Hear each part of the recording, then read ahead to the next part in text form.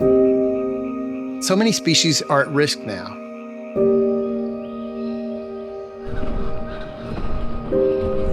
Every color of the rainbow is at risk.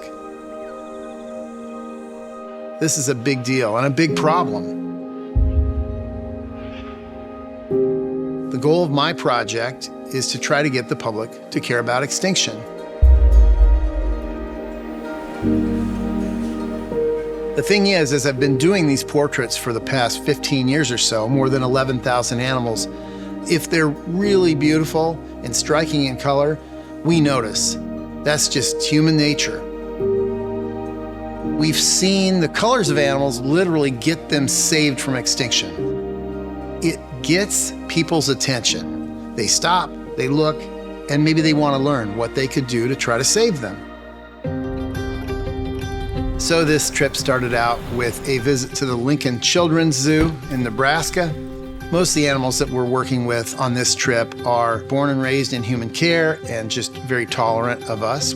That gives us the time we need with this OPPO phone to really work the pictures and craft them well. It's got a lens array, which is great because then we can compress distance. And then there's another lens for microscope, which is good for feather details and that kind of thing. We use true white light and we try to get in close and wait for a good moment to happen. A nice clean background, good light, and something interesting. Those three ingredients are what help you get close to the perfect picture. Not that I'm sure I've ever shot a perfect picture, but I try. With the gray crowned cranes at Lincoln, we couldn't really physically get close because they're skittish, but what we did is use a selfie stick and then stick that out towards them, and they tolerated that just fine. So that worked out very well. With the cheetah, we could get right up in the face of her because she's very tractable. Her name's Bella.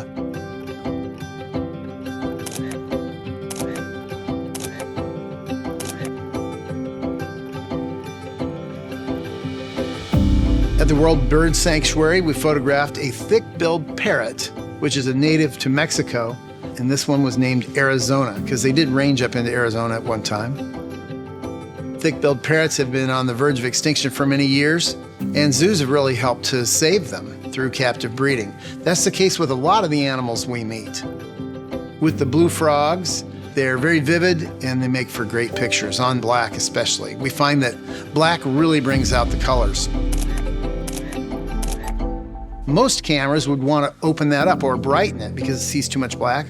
No, we can set this exactly as we want it so the black remains very rich and the colors really glow, and it shoots raw files, which is amazing. At the John Ball Zoo in Michigan, we have a red panda named Wyatt who's pretty laid back. He didn't like our tabletop setup very much, so he hopped down and ran around a little bit. And then we literally built a kind of a playpen on the floor for his offspring to kind of play around in, and that worked out wonderfully.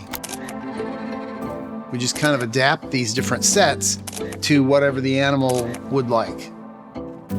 They work for cubes of cut up sweet potato, including standing up on their hind legs for a little bit.